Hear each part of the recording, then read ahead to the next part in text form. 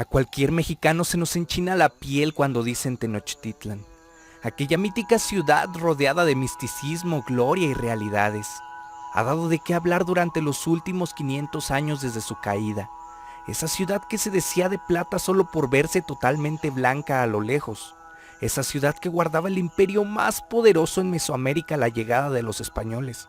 Esa ciudad que hasta nuestros días, cualquier persona del mundo daría lo que fuera por viajar en el tiempo y conocer esa ciudad de la que por siglos no se han hablado más que maravillas.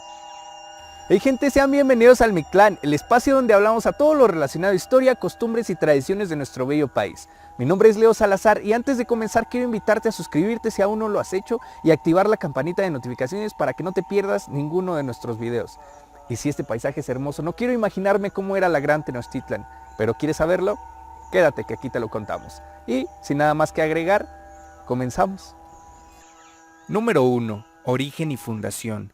La Ciudad de México Tenochtitlan fue fundada aproximadamente en el año 1325 y 1324, según la Crónica Mexicayotl y el Códice Mendocino, por los aztecas, una de las 7 tribus nahuatlacas que partieron de la mítica ciudad de Aztlán en búsqueda de la señal que su dios del sol y la guerra Huitzilopochtli les había dado.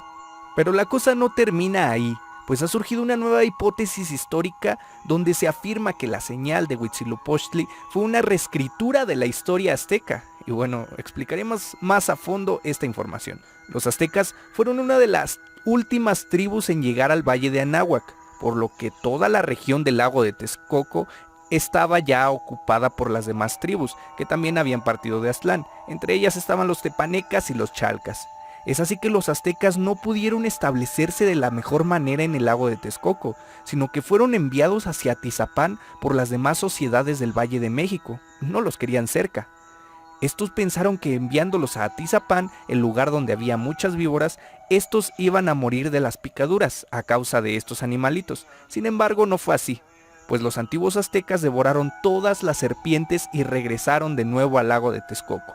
Se ha inferido por décadas que no tuvieron otra opción más que establecerse en un pequeño islote en el centro del lago de Texcoco, y cuando el imperio mexica se convierte en el dominante de la zona, a estos no les convenía tener una historia tan pobre como esa, sino que a todo gran pueblo una grandeza histórica era lo más conveniente. Se cree que el responsable de esta reforma histórica fue Tlacaelel, uno de los máximos responsables o quizá el máximo responsable de la grandeza del imperio mexica. Aunque repetimos, esto solo es una teoría. Lo cierto es que la señal que Huitzilopochtli les había dado, un águila parada sobre un tunal devorando una serpiente, es actualmente el escudo de nuestra bandera nacional. Se ha hecho mucho hincapié en cómo deberíamos llamar a este gran pueblo guerrero, si mexicas o aztecas. Lo cierto es que aztecas se les llama antes y después de que salieron de Aztlán, y al fundar la ciudad de Tenochtitlan y ascender al poder de la zona, se autonombran mexicas. Entonces podemos resumirlo de la siguiente manera: aztecas antes de la grandeza y mexicas durante y después de su grandeza. Número 2. ¿Cómo era la ciudad? Como la ciudad estaba construida sobre el lago, había diversas calzadas que la conectaban con tierra. Hernán Cortés las describe en sus cartas de relación como unos puentes muy bien labrados y donde cabían varios caballos y hombres a la vez. Estas calzadas eran la de Tlacopan, la de Iztapalapa y la del Tepeyac. La calzada de Iztapalapa entraba por el barrio de Xoloco, la de Tlacopan por Petlacalco y la del Tepeyac llegaba directamente a Tlatelolco. Absolutamente todas llegaban hasta el centro de la ciudad. Tenochtitlan estaba organizada en barrios con calles en el lago que conectaban con la plaza central, donde se encontraban las principales edificaciones como el Hueyteocalli, que era el principal templo adoratorio que estaba dedicado a Huitzilopochtli y Tlaloc, el palacio de Axayacatl, la residencia real del Tlatoani, y casas de los nobles o pipiltin. Esta ciudad fue la más iluminada del mundo durante el siglo XVI. Antorchas y braseros se colocaban en la parte alta de los templos de la ciudad y en Tlatelolco, creando una vista mágica sobre el agua y pareciera que la ciudad estuviese flotando sobre el lago. La primera vez que los españoles vieron Tenochtitlan a lo lejos, les dio la mala impresión de que estaba hecha de plata. Tenochtitlan era una ciudad completamente blanca. Las construcciones y los aplanados de piso eran hechos con cal, por eso la ciudad tomaba ese color. Además, los habitantes y las casas de los Macehualtin eran obligados a pintar su fachada y pobre aquel que no acatara las órdenes o que generara rayones en las calles porque era seriamente castigado. Tenochtitlan contaba también con un sistema de agua potable en el que acueductos transportaban el agua desde afuera de la ciudad hasta el corazón de la misma. En estos acueductos existían dos canales, uno donde pasaba el agua dulce y potable y el otro donde salían los desechos, o que incluso se intercalaban para que uno transportara el agua mientras el otro canal era limpiado. Pero echemos un vistazo a lo que nos cuenta Hernán Cortés en una de sus cartas de relación sobre esta gran obra de la ingeniería hidráulica. Por la una calzada que a esta gran ciudad entran, vienen dos caños de argamasa tan anchos como 2 pasos cada uno y tan largos como un estado. Y por el uno de ellos viene un gran golpe de agua dulce muy buena, pero corto como el cuerpo de un hombre, que va a dar al cuerpo de la ciudad del que se sirven y beben todos. El otro que daba si es para cuando quieren limpiar el otro caño. ¿Y por qué echan ahí el agua en tanto que se limpia? Y porque el agua ha de pasar por los puentes a causa de las quebradas por donde atraviesa el agua salada. Echan la dulce por unos canales tan gruesos como un buey, que son de la altura de dichos puentes, y así se sirve toda la ciudad. Además, Tenochtitlan desarrolló un sistema de agricultura artificial llamado chinampas, que eran unos trazos de tierra sobre el agua que les permitía aprovechar la cosecha hasta 2 veces más que en tierra. Eran mantenidas con el agua del mismo lago de Texcoco y con fertilizantes de carácter natural, como lo eran las heces de los animales y de los humanos. ¿Pero en verdad las heces humanas servían en esta ciudad? La verdad es que sí, y esto nos da pauta para tocar el siguiente punto. Número 3. La higiene. El Estado implementó una serie de medidas higiénicas a lo largo de toda la ciudad. Para empezar, antes de que saliera el sol, todas las calles y entradas tenían que estar barridas, porque era una falta de respeto recibir a Huitzilopochtli con una ciudad sucia. Había lugares específicos para lavar la ropa y darse un baño. Los mexicas utilizaban hierbas como el copalxocotl para lavar la ropa, que era conocido entre los españoles como la hierba del jabón, porque generaba espuma. O el ximoali, que era una hierba para un baño personal. Utilizaban también hierbas con buen aroma para desodorantes, y con la ceniza de la tortilla combinada con miel lavaban sus dientes. En toda la ciudad existían baños públicos, y las heces humanas que se dejaban ahí eran tratadas y llevadas a las chinampas por gente que específicamente trabajaba para eso. También en la ciudad existían temazcales, que eran unos baños a modo de vapor muy buenos para la salud. Y para los pipiltin o la clase noble, Hernán Cortés relata que tenían albercas muy bien labradas de agua dulce, con escaleras hasta el fondo para tomar baños personales. En Tenochtitlan la gente se bañaba mínimo una vez al día, hecho que dejó a los españoles con la boca abierta, ya que durante muchos años en Europa se pensó que los baños de agua caliente eran los causantes de la peste. Tanto era el pulcro en la sociedad tenochca que el conquistador Andrés Tapia relata que él no entendía por qué Moctezuma se bañaba 2 veces al día. Todos estos hábitos higiénicos eran promovidos por la escuela, ya sea calmeca o tepochcali. Aquí no importaba si fuera rico o pobre, a todos se les instruía en estas normas morales y desde pequeños se les enseñaba la limpieza. Número 4. El mercado de Tlatelolco. Tanto Bernal Díaz del Castillo como Hernán Cortés coinciden en que eran alrededor de 60,000 almas las que constantemente y día a día estaban vendiendo y comprando en el tianguis de Tlatelolco. Canoas entraban y salían con mercancías a la Gran Tenochtitlan. En ese mismo mercado se podían encontrar desde productos de la canasta básica como el chile, la calabaza, el maíz o el cacao, hasta animales vivos y muertos como serpientes, guajolotes o incluso venados. También se podían encontrar cosas costosas y lujosas para la época, como el chalchihuitl, las plumas de quetzal, joyería y algo que no ha cambiado mucho hasta nuestros días, sexoservidoras.